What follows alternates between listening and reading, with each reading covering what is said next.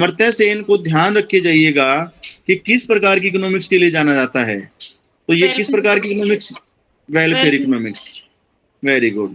तो welfare economics में इनको नोबेल भी मिला था।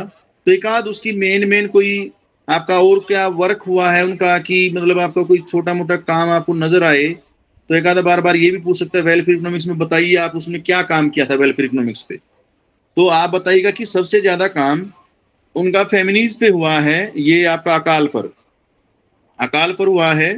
तो वो अकाल के बारे में बताते भी हैं कि अकाल की जो समस्या किसी भी देश में होती है, खासकर कि अफ्रीकन कंट्रीज में और भारत में भी आपका एक बड़ी समस्या है अकाल, फेमिनीज।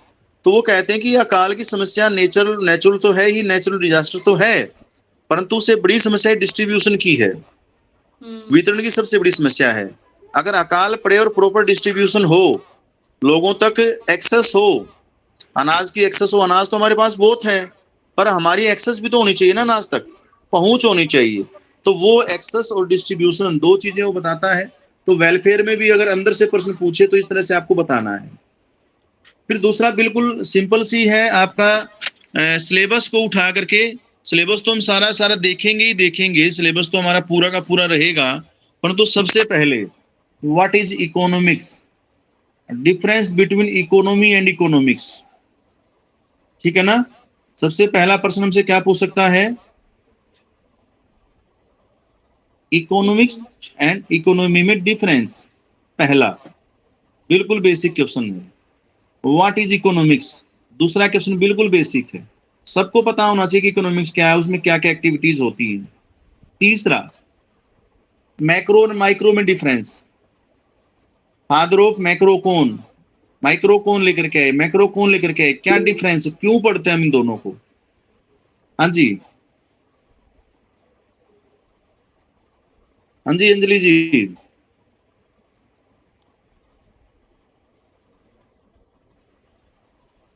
हेलो। सॉरी सर, ये ना बच्चे ने कर दिया, ये साथ में बैठा था।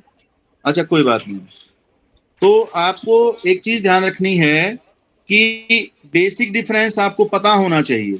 फिर बिल्कुल कॉमन क्वेश्चन आपसे जो पूछेगा कि सेक्टर, इकोनॉमिक्स में जो सेक्टर हैं, प्राइमरी, सेकेंडरी, टर्सरी, तो इन तीनों की एक्टिविटीज पूछेगा आपसे कि ये एक्टिविटीज मैं दे रहा हूं आपको, ये किस सेक्टर में आएगी, किस सेक्टर में आएगी। तो आपको ये ध्यान रखना है कि प्राइमरी सेक्टर में क्या एक्टिविटीज आएगी, सेकेंडरी में कोई चीज विनिर्माण जिसको हम कहते हैं मैन्युफैक्चरिंग, सेकेंडरी, प्राइमरी में जो रॉ मटेरियल है, बिल्कुल कॉमन चीज है कि रॉ मटेरियल यानी कि एग्रीकल्चर से संबंधित जो चीजें हैं वो रॉ मटेरियल पैदा करती हैं। मैन्युफैक्चरिंग है आपका, उससे बनाते हैं हम चीजों को, वो सेकेंडरी है। टर्सरी क्या करते हैं, हम उनको सेवाएं देते हैं, यानी कि उस चीज को हम कैसे डिस्ट्रीब्यूट करेंगे, क्या क्या उनकी जरूरत पड़ेगी। तो ये तीन चीजें आपको कॉमन है, प्राइमरी, सेकेंडरी, टर्सरी, कौन से एरिया, उसमें क्या क्या एक्टिविटीज आएंगे, एक्टिविटीज पूछ लेगा आपसे।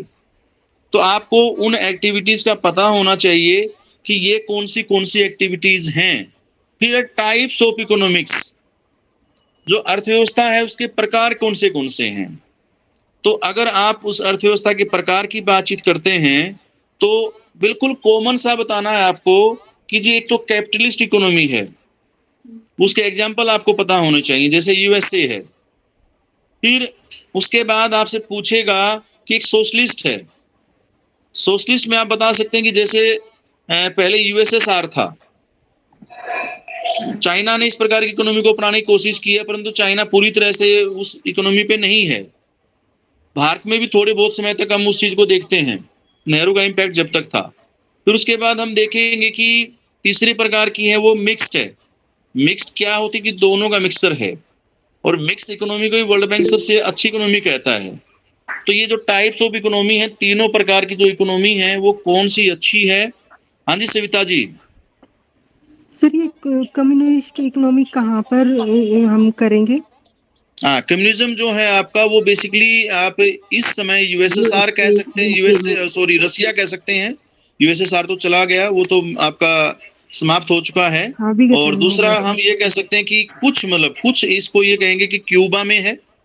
और उसके बाद आप ये कहेंगे कि जो साउथ अमेरिकन नेशंस हैं, जैसे आपका वहाँ कोलंबिया है, वहाँ इस प्रकार की इकोनॉमी हमें देखने को मिलती है। और कुछ मतलब थोड़ी बहुत मतलब आपको मैं कहूँगा कि पूरी तरह तो नहीं है, वो थोड़ा बहुत असर नजर आता है तो चाइना पर आता है मतलब। पर चाइना 1970 के बाद मिक्सअप सा चल पड़ा है मतलब। वो जैसे होता ना कि जो जैसा मौका मिला वैसा फायदा उठा लेना मतलब, वो सर अवसरवादी बेसिक इकोनॉमी है डिफरेंस, मतलब, सर बेसिक अपॉर्चुनिस्ट है मतलब। डिफरेंस, हाँ जी हाँ जी, सर, बेसिक डिफरेंट बताना सोशलिस्ट और कम्युनिस्ट में। देखिए सोशलिस्ट और कम्युनिस्ट में थोड़ा सा अंतर होता है। जैसे भारतीय इकोनॉमी सोशलिस्ट है मतलब। पहले तो सोशलिज्म क्या होता है वो समझो। सोशलिज्म बेसिकली डेमोक्रेटिक वे से चलता है। डेमोक्रेसी होती है वहां भी सोशलिज्म आ सकता है, और ये कोई बहुत साइंटिफिक नहीं होता मतलब। दूसरा, यहाँ कोई वायलेशन नहीं होता आपका, जो वायलेंट चीजें नहीं होती, हिंसा नहीं होती मतलब, ठीक है। दूसरा आपका जैसे ये कह सकते हैं कि डेमोक्रेटिक हो गया, हिंसा का स्थान नहीं होता, या फिर लेबर क्लास यानी कि जो क्लास कन्फ्लिक्ट होती है वो नहीं होती है।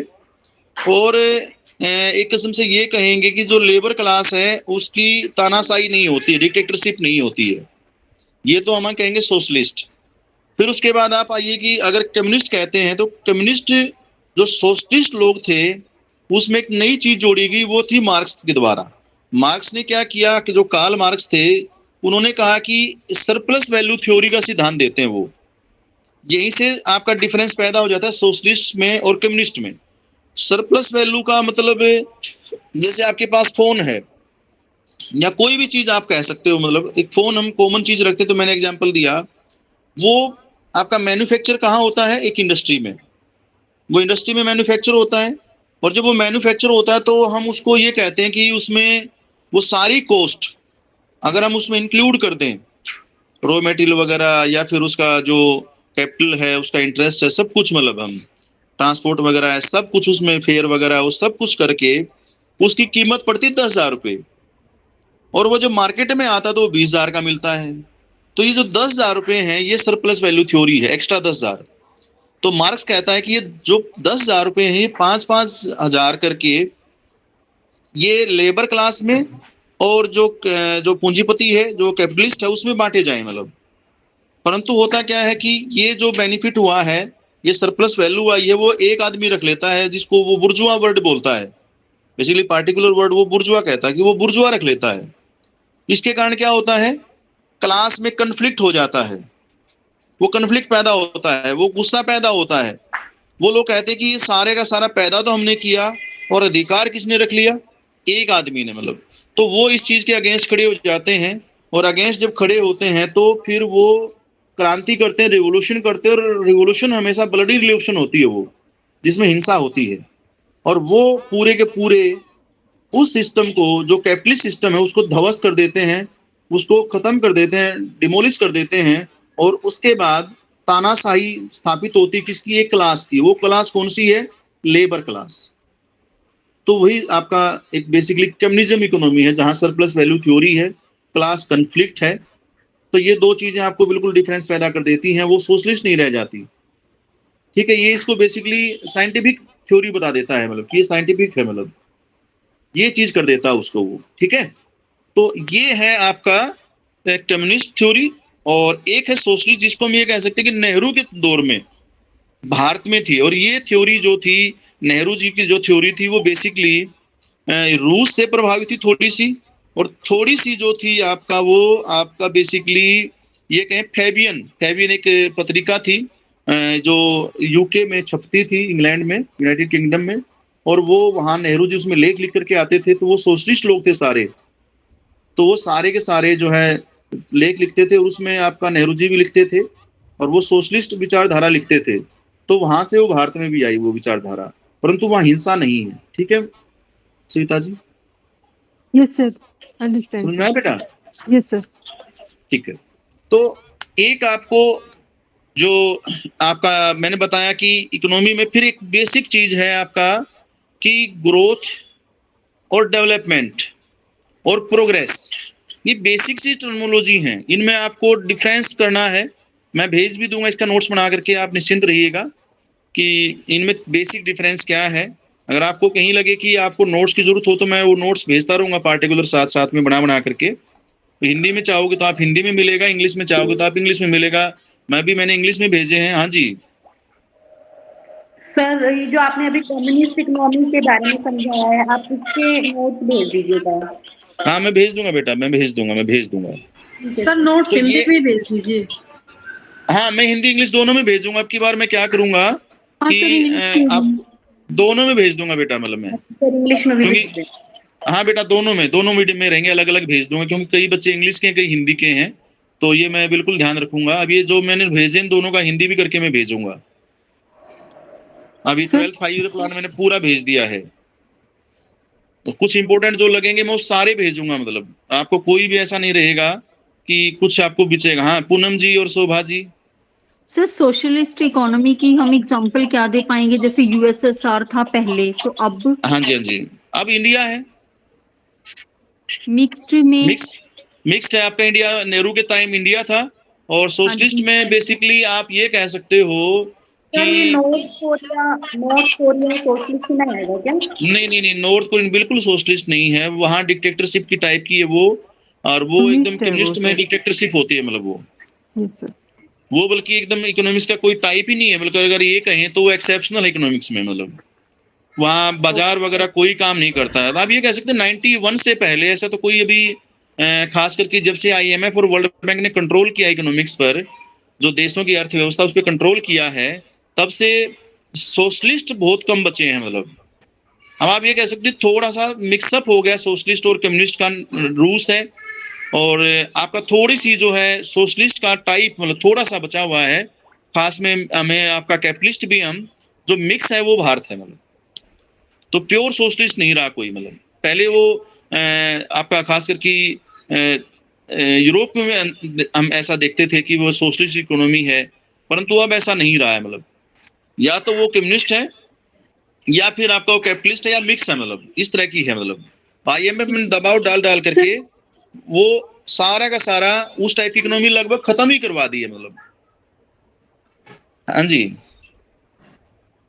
सर हाँ जी sir India socialist economy almost 1980 तक था ना सर? बेटा 1990 तक था। मतलब सर 80 में भी तो राजीव गांधी के बेटा टाइम तक भी तो कुछ बेटा 80 में तो था ही था, 90 तक बोल रहा हूँ मैं, 1990 तक था, जब से हमारे देश में LPG आया। हाँ सर LPG आया तो हमने क्या किया, अभी मैंने एक वर्ड बोला था, आप ध्यान रखिएगा, एक वर्ड मैंने बोला, IMF और वर्ल्ड बैंक ने सारे देशों पर जहां जो मजबूर देश था उस पर प्रेशर डाल करके उनकी उस इकोनॉमी को, यानी कि जहां समाजवादी इकोनॉमी थी, सोशलिस्ट इकोनॉमी थी, जहां स्टेट कंट्रोल करता था। सोशलिस्ट इकोनॉमी का सबसे बेस्ट एग्जांपल है जहां स्टेट कंट्रोल कर रहा हो और वेलफेयर कर रहा हो। ध्यान रखना इस चीज का, स्टेट कंट्रोल करता हो और वेलफेयर करता हो, तो वहां आपका ये सोशलिस्ट इकोनॉमी थी भारत में। परंतु क्या था कि यहाँ जो स्टेट के रूल थे, जो रूल थे खास करके, तो उसके लिए कहा गया कि आप लिबरलाइजेशन लेकर के आओ। किसमें लिबरलाइजेशन लेकर के आए, कहाँ लिबरल हो? आपके जो नियम हैं, लॉज हैं, इंडस्ट्रियल रूल्स हैं, लॉज इंडस्ट्रीज के, उसको ढीला करो, उसको उदार करो। जब तक आप ये नहीं करोगे तब तक हम आपको लोन नहीं देंगे, जी सर। तब तक हम आपकी हेल्प नहीं करेंगे, तब तक आप जो डूब रहे हो तो डूबते रहो, हमारे लिए कोई फर्क नहीं पड़ता, हमारी कंडीशन पर आप लोन लो। और आपको पता है कि जो लोन लेने वाला होता है तो वो अपनी कंडीशन पर लेता है, मजबूरी है, सामने वाली कंडीशन पर लेंगे हम। अगर मैंने आपको पूजा से 100 रुपये उधार लेने हैं तो मैं पूजा से रिक्वेस्ट ही तो कर सकता हूँ कि पूजा जी मुझे 100 रुपये चाहिए, मैं कोई कंडीशन थोड़ी रखूंगा। कंडीशन पूजा जी रख सकती है कि ये कंडीशन है भाई मेरी, 100 रुपये दे रही हूँ तो मैं आपको इतना इंटरेस्ट लूंगी, मतलब, और आपको ये काम करने होंगे तब दूंगी। सर तभी तो पाकिस्तान में तो लोन नहीं दिया IMF ने भी। हाँ जी मोर सर पाकिस्तान को लोन नहीं मिला ना अभी। नवीन सर, लोन कंडीशन होती ना, आपकी स्टेबिलिटी भी देखी जाती है। ये जो आपको मैंने सर एक मिनट क्लास में मैंने बताया था कि बहुत सारी रेटिंग एजेंसी होती हैं, आपकी इकोनॉमी की हालत बताती हैं वो, तो वही हालत जब किसी देश के बारे में बताई जाएगी, जंक रेटिंग कर देती है कई बार। जंक का मतलब वो क्या होता है, जंक फूड, जंक का मतलब कबाड़ फूड, यानी कि कबाड़ इकोनॉमी हो गई आपकी। अब आपको कोई लोन देने वाला नहीं बचा है। हाँ सर, मतलब आज के लिए तो इनका काफी हो गया सर, कल 1-2 बच्चा और भी जुड़ेंगे फिर, तो ये आज धीरे धीरे करो इनको तैयार। ठीक है। हाँ मैं तो बल्कि आज ये सोच के बैठा था नहीं कि मैंने इनका सिलेबस लिखा था, मैं सारा डिस्कस कर दूंगा। मुझे लग रहा था कि मतलब मैं आज के लिए काफी है सर। सर टाइम मैं का तो पता ही बल्कि नहीं चला। मैं तो बेटा ये सोच के बैठा था, सही